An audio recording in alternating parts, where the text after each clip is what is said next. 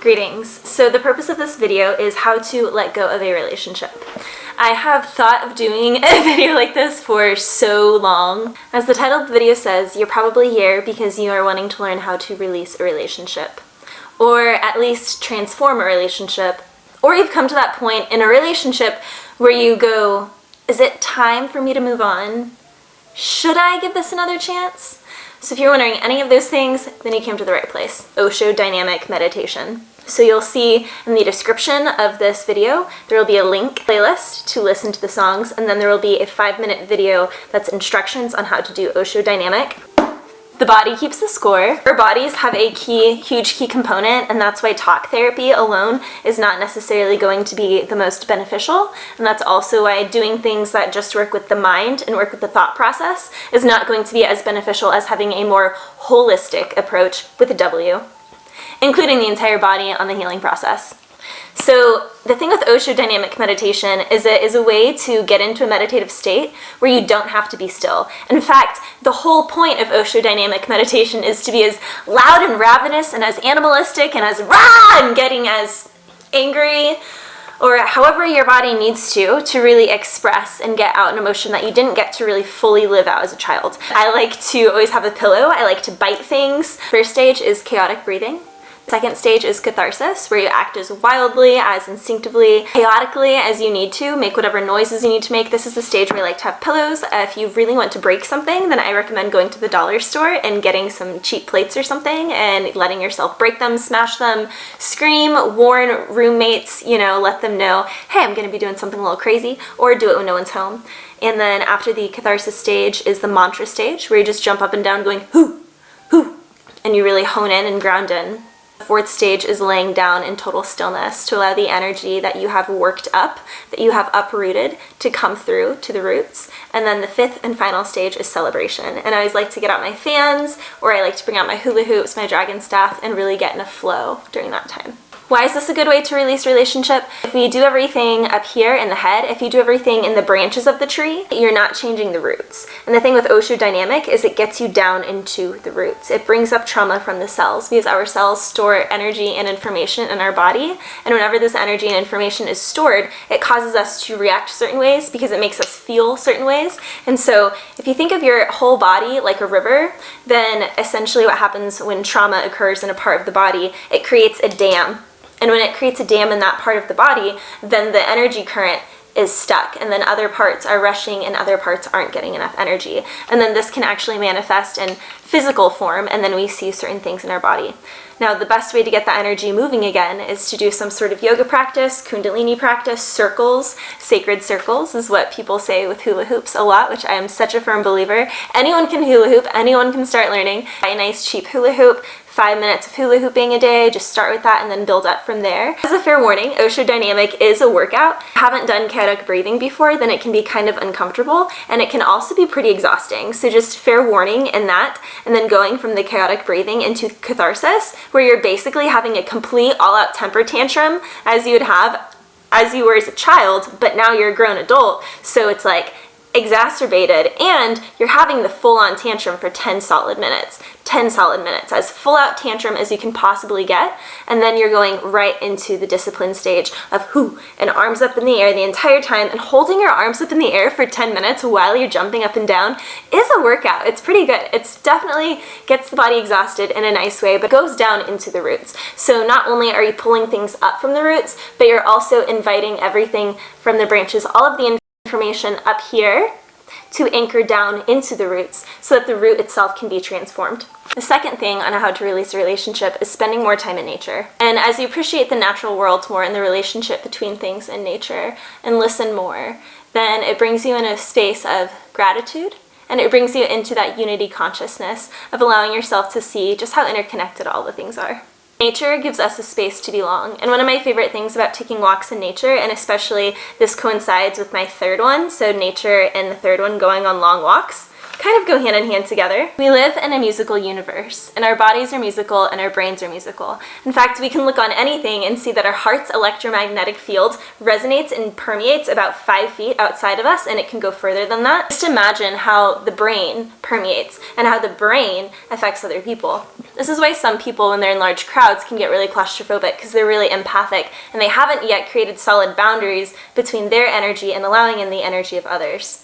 And one thing that trauma does is it makes people hypersensitive, and when you become hypersensitive after not being very sensitive and being conditioned, like most of society is, to not be so sensitive, it can be extremely overwhelming. Not only is it overwhelming to experience, but it's overwhelming to try and explain to other people. You used to be this one way, you used to go out in crowds, and now you have an anxiety attack when you just go out to Taco Bell. When you just go through the drive-thru. Remember that trees are living organisms, just like humans are. So when you're around humans and you're experiencing the electromagnetic fields of their heart and their brainwaves, and you're being impacted with all of that external, it can be even more overwhelming with everything that you're already trying to deal with and trying to understand these questions that you're having. You need a clear space to really feel into these questions, because it's not something that can be thought. The answer is in your heart, and your heart isn't in your head. So you have to be able to drop into your heart and get into a feeling space in your body to really ask your heart, what is the purpose of this relationship?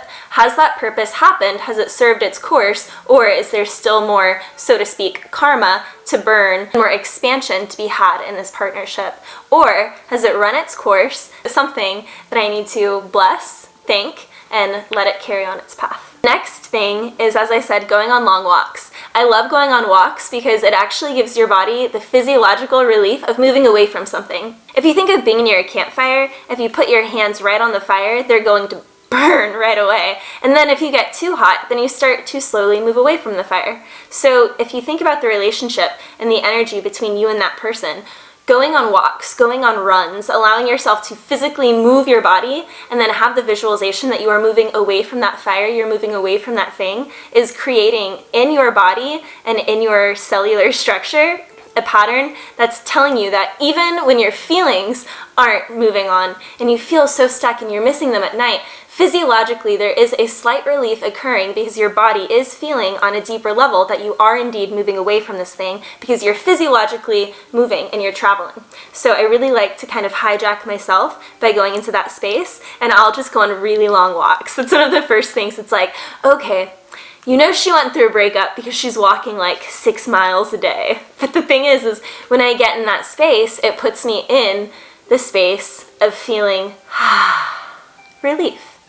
Like I really am finally getting away from something, and by getting away from something, it means I'm coming home to myself. The next thing is playing an instrument. It doesn't need to be anything crazy. You can just get a cheap banjo here, you can find a cheap keyboard or something on Craigslist, you can find any sort of thing, a little flute, whatever it is, drums, some bells, some sound bowls, whatever it is for you. Music is going to be vital. However, compression from listening to music completely changes how the music affects your brain, and it can actually hurt your brain further. So the best thing to do is to actually be in the actual presence of an instrument. So again, get an instrument, pick something cheap, and start learning how to play it. And if you can't afford lessons, there are tons of YouTube videos on how to learn a bunch of different instruments. And because you're using this as a way to dive into yourself, get more creative, and create a relationship with music, because we are a musical universe and you are a musical being, a part of healing the brain and healing the body is going to be being in the actual presence of instruments and allowing instruments to do the work that they naturally do on yourself. I'm currently in school to become a certified clinical musician, and in the last research article that I was reading, it was talking about a man who has cerebral palsy, and he actually has 0 symptoms as long as he plays his harp every day for 20 minutes. Now, if he has a day where he doesn't play, then he can notice it. Same effects have been shown for people with MS and people with Parkinson's and some other cases. Also, music has shown to have an extremely positive effect on entrainment to bring the heart into a normal range. So if you're having an anxiety attack and it's making making your heart have palpitations, then you can use music as a way to entrain your heart. But the same with your respiratory. If you're having struggle breathing, then you can actually play an instrument in a certain way to entrain your breath, to bring your breath back to normal. Power of music is incredible, and personally for me, my harp has done way more healing for me than any pill, any pharmaceutical, any talk therapist has ever done. Everything that I've done therapy-wise, which I've done neurofeedback, I've been on antidepressants, I've done the whole gamut when it comes to therapy. And honestly, of all the therapy that I've done, I can genuinely say that Osho dynamic meditation and playing my harp are the top 2 therapies, and dance. But that kind of goes into Osho dynamic because dance is a portion of Osho dynamic and celebration, the 5th stage. So honestly, I feel of all the things that I've gone through traumatically and just battling with depression, just learning an instrument and Osho dynamic and just see how things go from there. The next is to do some inner child work. I know if you're anything like me, when I first heard inner child work, I was like, what inner child work? Like what? There's a lot of different ways to do inner child work. I want you guys to think of 2 different times. And you can journal about this later, make a note about it. And what you're going to do is you're going to spend like 5 minutes in the morning and 5 minutes at night. And what I want you to do for the morning one is think about a time when you were young, before the age of 7 preferably, where you were just like so happy. For me, I like to think about riding lessons, being at the stable with the horses. I can smell the alfalfa hay. I can smell the sweet feed, which I tasted, and I can kind of taste it.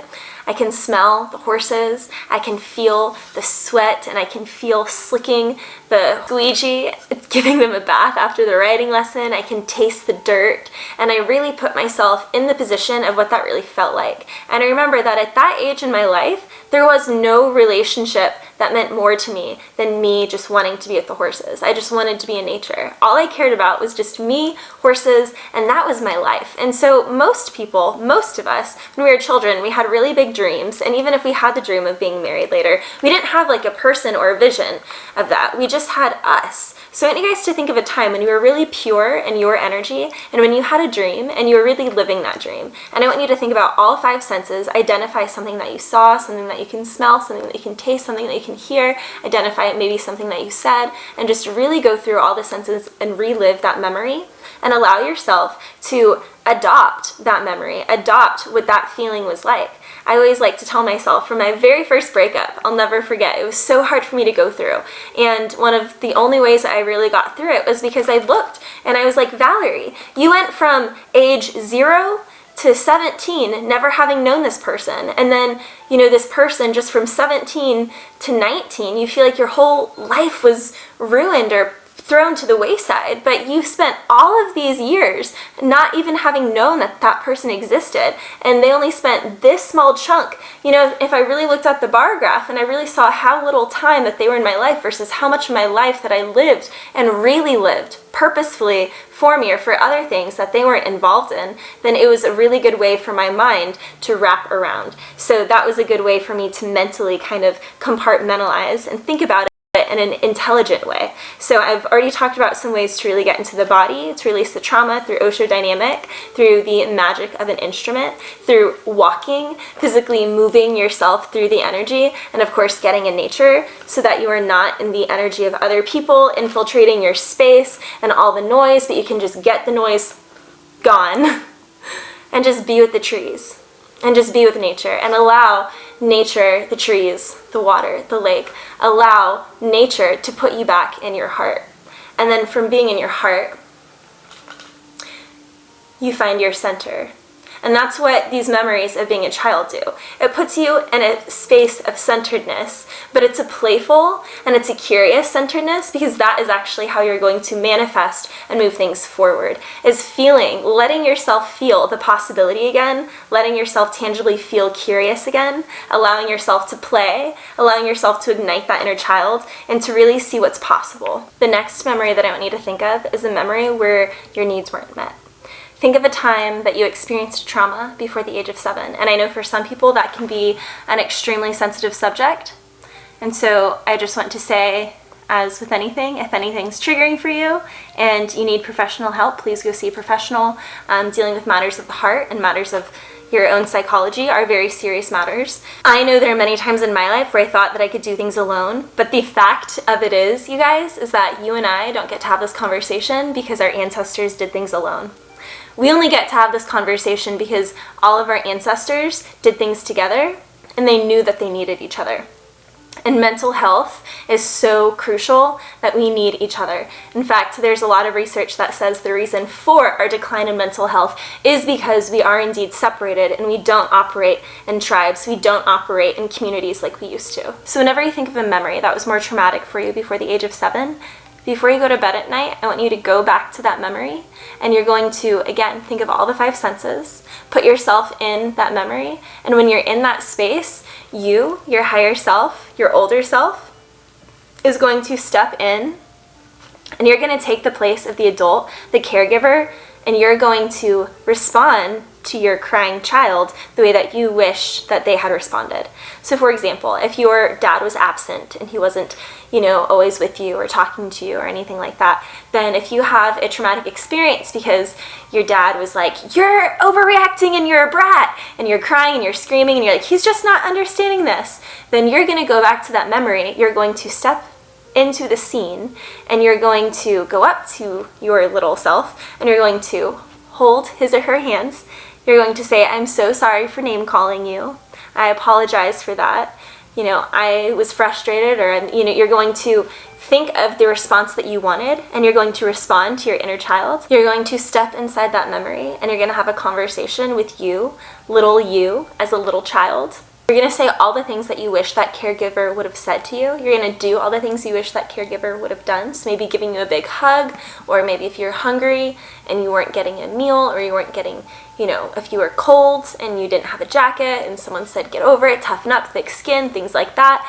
If you're swimming and you wanted a life jacket because you didn't feel safe in a pool, or just whatever the situation is, I want you to think about a time when you just didn't feel safe, you didn't feel like your needs were met, you felt some sort of neglect, you felt some sort of abandonment, some sort of shame, embarrassment, humiliation, and you're going to step in as your older self, your adult self, and you're going to console your younger self. You're going to give your younger self all of the things that your younger self needed that your younger self didn't get at the time. So you're going to start doing these exercises in the morning and at night, and you can work with the same memory repeatedly, or you can go through different ones. The next stage is knowing the whole, well, I didn't get closure. That's the conversation that I want to have now. So imagine this is a rope. If 2 people are yanking on this rope, pulling on this rope so hard that both of their hands start blistering, and then the blisters pop and they start bleeding, and then the hands start getting bruised, and they're fighting and they're tugging, they're holding on for dear life, get this. Only one of the hands needs to let go for both of the hands to heal. So I want you guys to really think about that. Only one of the hands needs to let go for both of them to start healing. Because even if one hand is still clenched onto the rope and they don't want to let go of the rope and they're not going to let go of it at all, it doesn't matter because the other hand let go. So there's now no more tension. So even in situations where, and I know it's hard because I have gone through many instances in my life where I feel like I didn't get the closure that I deserved, the closure that I really needed. And whenever I allowed myself to really look at this analogy and look at this metaphor and really sit with it in nature, of course, I was sitting under a tree. And it was so difficult for me to let go of this person. And I just realized, oh my gosh, it really only takes one person to let go for both of them to start healing. And even though the other one may still have the illusion that there is tension on the rope because they are still feeling the pain from the blisters, and blisters take a while to heal and they're extremely, arguably almost more painful, like 2 days after they pop or something. It's like the pain almost gets a little sharper after the healing process begins. Like as the scab starts to form, it's almost a little sharper, it's a little more painful in that process. But you get to a point when the scab is there. You get to a point when you realize, oh my gosh, there's no tension on the other end of that rope. What was I holding on to? You're just holding one side and you're just throwing the other side in the other person's face and they're not grabbing on. Essentially what's happening when couples just keep coming back together and trying again is someone's not letting go of the rope and they're just swinging the rope in the other person's face, and then the other person is like, fine, and they hold on. They make that bond because that bond is already formed, so it's easy for them to just link in and connect their energy to that bond. But by connecting to that bond, then they both start getting blisters and they both start hurting, they both start bruising again. And that brings me to my next thing, which love is appreciation, not possession. And that's a quote by Osho. I'm looking at my book over there. It's called The Book of Secrets. It has a bunch of meditations by Osho. I also really like the book Love, Freedom, and Aloneness. It's here somewhere. It's another book by Osho, and those are two books that I highly recommend when it comes to allowing yourself to create more expansive spaces. Because if we go back to the analogy of our bodies being a river and you not wanting to dam up a part of the river, or, you know, a relationship that you just can't move on from, being a dam in that river, I want you guys to really think of the fact that to have things constantly flowing, you know, they say like flowing water is healthy, standing water is disease, is sickness, is illness. Disease cannot grow, bacteria cannot start to grow in water that's constantly flowing. And so for us to be constantly moving, constantly expanding in a state of expansion all the time, we need to think about what is the purpose of our relationships. So now is the time to get really clear and to ask yourself, okay, is this relationship contracting me, or is this relationship making me stagnant, or is this relationship expanding me? And this is one of those questions where you get to really play with, okay, what am I really wanting in life? What are my goals in life? Because you have to realize that if something is even slowing you down in the slightest, then it's going to start building bacteria. And we don't want that. You don't want any bacteria in your life or your relationships. All of your relationships should exist just to let you expand and keep becoming and blooming. And if a relationship is putting a rooftop over your tree, or it's, you know, restricting you of water, restricting you of sunlight, and you realize all of a sudden you are in this field of all these trees, but all of a sudden they're all growing so much more than you, and you're so frustrated because you can't understand why your tree isn't growing like the rest. You know, you have to look at the factors. You have to look at, okay, how much sunlight am I getting? What are my relationships? They say that we're the top 3 or 5 people that we hang out with. So when people ask the question, hey, do you think that I can really become something if my spouse doesn't support me? It's not going to be sustainable. It's not going to be sustainable, because this is the thing. You can manipulate something, or you can manipulate your mind in a situation to act like something's going to work, but you're going to be exhausted. It's going to take from your soul. It's going to completely deplete you, and it's always going to feel like a burden, especially in the long run. It's going to be burdensome. But when you allow yourself to just only attract and only be in partnership with relationships, friendships, work, family, and intimate partnerships, all these relationships, when you only allow yourself to have people in your energy and your field that only want your expansion and your growth, then all of a sudden things will change in your life. It all starts with you making the commitment to yourself that, hey, I do not want anything in my life that's going to put a roof over my tree, and I do not want anything in my life that's not going to nurture my tree. So if it's not going to nurture me, I don't need it. And if it's going to slow me down, then I don't need it. So this is where you have to have a real honest conversation with yourself. What is slowing me down? Who is slowing me down? And what habits? What people? You know, if you hang out with someone, you're going to start doing the habits that they do. If you hang out with people that smoke all the time, you're probably going to be like, okay, why aren't you hanging out with people that, you know, like to play chess all the time, if that's something you like to do? Or if you like to be outdoors and play frisbee, why don't you do that? Or if you want to learn how to slackline and how to do circus arts, then why don't you hang out with people that do those things? Why don't you put yourself in new environments? It's uncomfortable, because I love that to say, if someone's slowing you down, then it's definitely time to let them go.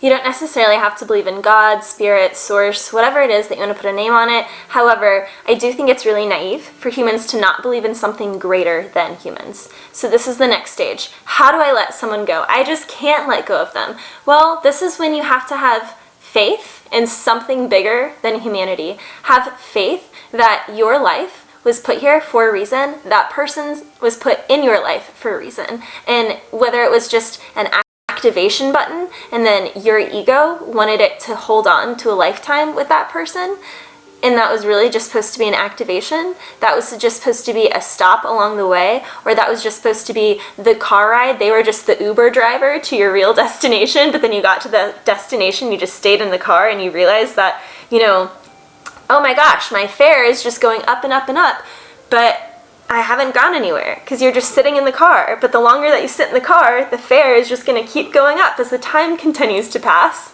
But you're not going anywhere anymore because the car already reached the destination. You're probably going to get pretty frustrated. I remember so many times in past relationships where I just cared for the person so much and I was wondering, why won't this work? Why won't this work? But if I got really honest with myself, I love dance. I love doing performance. I love being out and about. I could never be with someone that doesn't celebrate me in those environments. And so for me to be with someone that not only didn't celebrate me in those environments, but actually was against me being in those environments when that is a sole part of who I am, then I had to really realize in myself, this person's definition of love is different than my definition of love. I do believe that love is appreciation, not possession. And for that person to be so possessive over me doesn't look like love, it looks like ownership. It looks like they just want me to be a pet in their pretty case. And yet at the same time, I can listen to that person and compassionately hear them when they say that to them,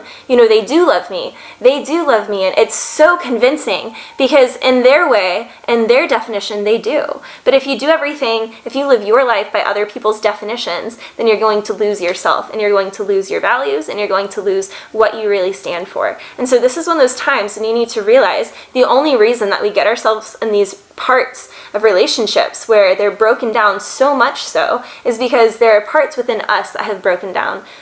There are parts within us that we have broken down. There are boundaries within us that we have broken down that we need to rebuild. And the first step to rebuilding these boundaries is to get clear on what they even are. And a good way to get clear with your boundaries is to define what love is to you. And then really get clear on yourself, is this relationship following towards love?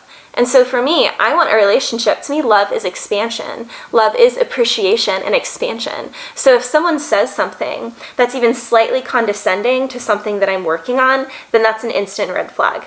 I already know that person's not on my team because I know that it's possible for someone to be on my team, not necessarily be for what I'm doing, but they're for me and they're for me, like really for me, and they're rooting for me. And because they're rooting for me and because they do love me, they don't try and understand. They don't need to understand. They just want to appreciate. They just want to appreciate. You don't pluck a flower. You appreciate it. You look at it when you love it. You don't go, I love that flower, I want to pluck all these petals. That's not love, because then it ceases to be what you loved it as. And that's what Osho's quote says, because when you pluck a flower, then it starts to die. You're pulling it from its source. When you pull the petals off, then all of a sudden it's no longer the same shape. And the moment you're in a relationship and you're realizing that the other person is doing these things, it's a really beautiful moment to get compassionate with yourself and see where you're doing that to yourself. Where are you plucking your own petals? Where are you pulling your flower from the soil so that you can hand your flower to this other person just because you wanted to be in that garden, when really your soul is wanting you to go in this garden, but that person just had a lesson. And that's the next stage. How to get over someone is to really learn the lesson. Because when you learn the lesson, the universe says, all right, good job, check. Time for her to go to a new lesson. All right, or time for him to go to a new lesson. And then onward you go to the next lesson. My next thing of how to get over someone is to spend time with animals and to be of service in your community. Whenever you really get out in your community, not only do you meet new people, but you get to really immerse yourself with other living things and engage with life in a different loving way. And whenever we get to engage with life in this way, when we get to be nurturing, when we get to cuddle things, when we get to care for things, then we get that desire taken care of within us. Because sometimes women just really want to take care of things. And so it can be so easy when someone is flinging a rope in your face and they're like, grab the other side, grab the other side. You're like, well, I just want to care for this thing. So you grab onto the other side and you try and be graceful and you try and temper them, but they're yanking on that rope so hard that before you know it, for you to even cling on, for you to be even able to make a signal to this person, you have to really grip onto that rope yourself. And then before you know it, the blisters are forming, they're starting to pop, there's bruises again, and then you're back to where you started. And so this is a really beautiful way to go, I have all this love to give. I have all of this nurturing that I want to get out. I have all this like physical affection that I want to get out. I'm going to go use that on animals in the community. I'm going to go use that at a nursing home. I'm going to go use that and volunteer at the local hospital. So there's so many ways that you guys can get into a volunteer service program, and I think it's so important to volunteer. I volunteer playing my harp therapeutically in the local hospital, and it has been such a magical experience for me. I most days get out of the hospital and sit in my car and cry happy tears, and I remember when I started doing that, I would occasionally get messages from my ex, and I would have the worst mornings. It would be from, you know, like 7 a.m. to 11. I'm like, I just ruined all these hours of my day arguing with you. And then I would get to the hospital, and then as soon as I was in the hospital, my entire consciousness changed. And then as soon as someone just sat there in their wheelchair and just watched me play and told me, you know, just how relaxing or how much it meant to them, as soon as any of those things came through, all of a sudden, I was getting my needs met to give, and it was reciprocal because I'm receiving appreciation for me just being and giving. And so because of that level of reciprocity, I was like, and then whenever I'd leave the hospital and I would see all the messages from that person, I would just be able to calmly ignore them. I'm not going to hold on to I'm not going to buy it. They're flinging the rope, and I'm not gonna grab on this time because I don't need to grab on, because I feel so calm and centered. I got my needs met. I was affectionate. I did get to nurture, but I gave that energy to an environment that's actually appreciative of my energy. So you see, when you know your worth, then you take your worth and you go and you place it in areas where you know it's going to be appreciated, where you know it's going to be used for the greater good of all. And that's the next thing. Are you acting? Are you responding to your life in a way that is for the greater good of all? Or are you being selfish, and it's in a sabotaged way because you think you're being selfish by clinging on to this relationship, but it's not even that, because you're actually killing yourself by holding on to that relationship. The next thing I want you to do, especially if you and this person bicker or argue, is I want you to imagine if you could add up all the hours that you've spent fighting with this person. For example, I was at the end of a relationship one time, and we would literally fight on the phone. We would text 7 a.m. to about 2 to 3 p.m., like multiple days of the week. And it was so annoying.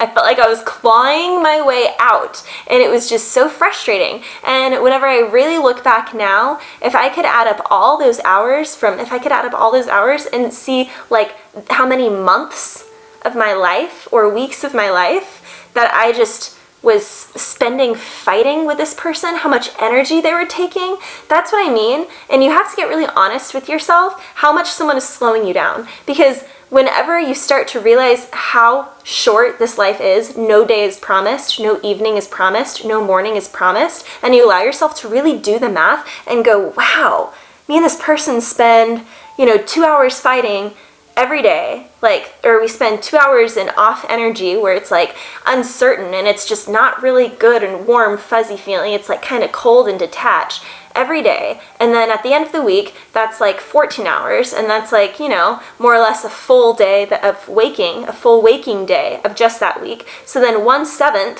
of my time, and then you go on, you have days where the whole day you're fighting. You have times where, mad overnight. And when you have days where you stay mad overnight, then it just continues and the time just adds up. And you have to get to a point, you guys, where you look at the relationship, and again, kind of like at the beginning, where you go, okay, I lived 18 years without this person, and then this year and a half. So like this 18 years, I have a lot more experience. I got this. I got me. No matter how much this person tries to make me feel like I'm not going to be good or okay without them, I know that I'm going to be more than okay without them, because I've had all this time without them where I was more than okay. You have to do the same thing with fighting. I spent all these hours in my day without fighting with someone, all these hours in my day being my weird self, being my expressive self, going into my kinks or whatever it is, like actually just being who you are and living as a human and living authentically to who you are without someone policing you, without someone patrolling you, without someone pulling you down, without someone being jealous, without someone being envious. Your real partner in life, the partner that's meant for you, is not going to be someone who is trying to detract from any of these things. They're going to be someone who loves you more for them. They're going to be someone that's like, that's my wife. John Mulaney on some Netflix for you. Invest in any new creative skill or start taking improvisation classes. I love improv classes. They're not only for actors, really, not only for actors. I feel like improv classes are one of the best things that people can do in general if they're feeling any sort of isolation from society or they're feeling any sort of disconnect with other humans. Improv classes are so powerful. They're ways that you can really get in touch with yourself. You get humor, you get to laugh more in an authentic way, you get to laugh with others, you get to learn how to relate with others, how to communicate with others, how to read body cues better. It's just, I love improv classes, so improv classes. Next one is remembering to a time that you previously lost someone or relationship and you told yourself you were never gonna get over it, you were never gonna find anything better than that, and yet you did, because you found, well, the person you're trying to let go of now. Point being here, you did move on, and you did get something more mature, more developed. You got something more refined, because as you refine yourself, you become redefined. And as you refine yourself and redefine yourself, all of a sudden you're going to be a frequency match for something entirely new. And so if the other person is not doing the same type of growth that you're doing, if you're growing one way, if you're growing spiritually, they're going materially, then your lives are just moving in opposite directions, and you have to realize at some point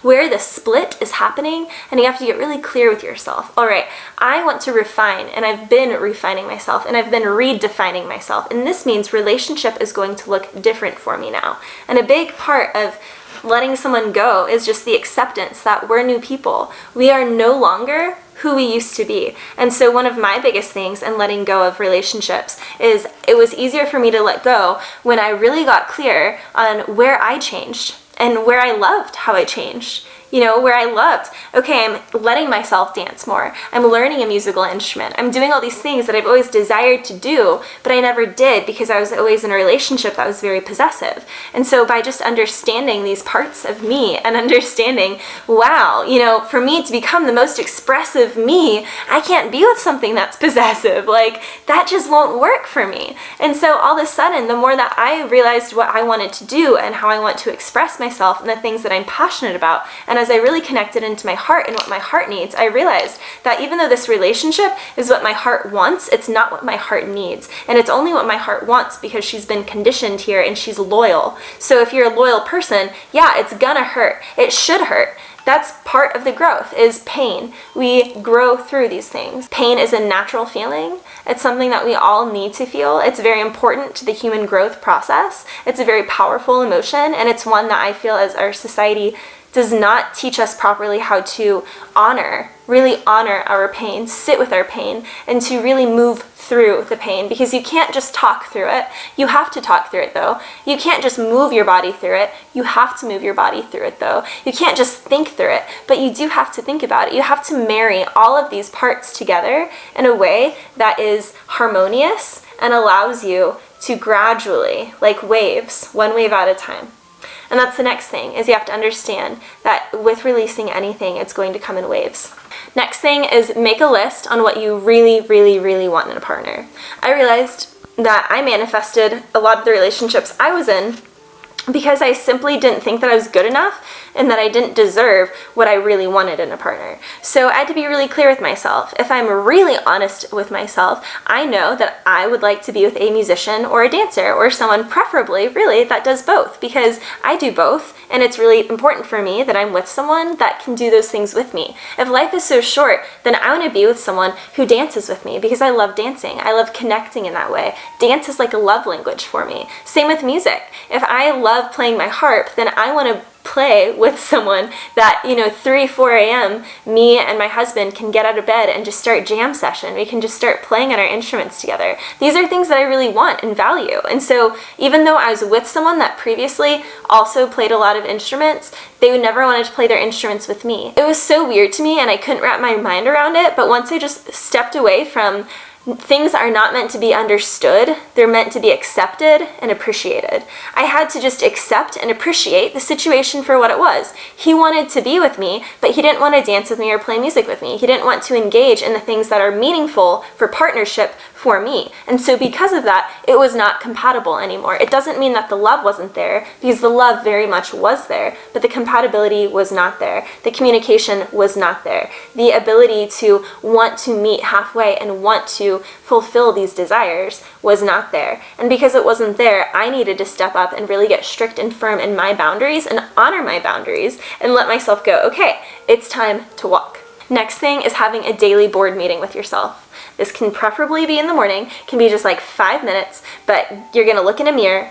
You're going to keep eye contact with yourself. You can have Post-its on your mirror. You can get, little dry erase marker on your mirror. You can just have your journal there, or you can just sit, have some time with you, pick a song that's all instrumental, that's just a 5-minute song, and just have a mental board talk with yourself, board meeting. It's just like, all right, I'm talking to myself, I'm seeing myself. Remind yourself what your values are. Remind yourself what your boundaries are. Remind yourself what you desire in partnership, what's going to be of assistance to you on your path. Remember that a partner is supposed to support you, so you want someone who is always celebrating you, celebrating and supporting you. And it's a huge red flag the moment someone does something or says something that isn't supporting you. And if you can't be like, hey babe, when you did this and that didn't really feel supportive to me. Can you explain to me what your intention was behind that? And if they can't have an authentic conversation with you and express, then give them the boot.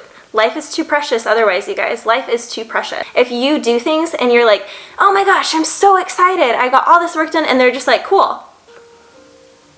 But then, they go dirt biking or they go snowboarding and they're like, you want to see my GoPro videos? You want to see all these accomplishments I did? And you probably are like, yeah, I do, because you actually care. You deserve someone who cares about your accomplishments just as much. You deserve someone who celebrates you, who's asking, hey, what are you working on? Hey, I noticed you seem a little down or you seem a little less motivated these days. Is there a way that I could inspire you? Is there a way that I could be more supportive to you? Is there a way that I could celebrate you more? Is there a way, what is it that you need? How can I be of service to you? How can I help you? And that's the next thing. How often does this person say, how can I be of service to you? Have they ever? And you guys, you need to think about that, because why are you giving your precious time, your precious hours? Like I've already said, if you look at how many hours you're giving to these people and fighting, let alone giving to them where you're kind of having okay experiences, but if they're not really celebrating you and celebrating your successes and really cheering and clapping for your wins, and they're not super supportive of you, then drop their ass yesterday. The next thing is to remember that anything that ended a relationship, especially if you leave a relationship feeling, what did I do wrong? I'm not worthy, I'm not good enough. Any of those things, especially in relationships where there's infidelity, where there's cheating, where there's people that are being deceitful and lying, whenever that occurs, it can be really challenging for the human mind, and we have to get really curious. This is where that inner child comes in. Get really curious about it. And this is where I want you guys to be able to change your perspective, try on the perspective of this. Understand that literally what other people do says nothing about you and only says everything about them. And what people say about you says nothing about you, it says everything about them.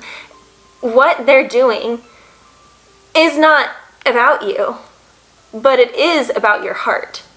Because what they're doing is testing your heart. That's spirit, that's universe being like, hey, how strong is your heart? How well do you know yourself? Are you going to believe someone if they're just like, oh yeah, that shoe is green, but you're looking at it and you're like, no, it's not, I think it's black. If you see something, call it for what it is. If someone's calling you, hey, you can't do that, you're not good at this, you're like, you're not a dancer, I'm a dancer. Own it. Whatever you are, own it. And if there's someone in your vicinity that's not celebrating what you are, that's not celebrating who you're becoming, that's not supporting, that's not pushing for that, then they need to be cut out yesterday. So these are just a few tips on how to get over someone and how to ask yourself if this relationship has sailed its course and if it's time to move on. I love you guys, and I'll see you shortly for your end of the month March tarot readings and for April readings coming up soon, and also for my next talk video.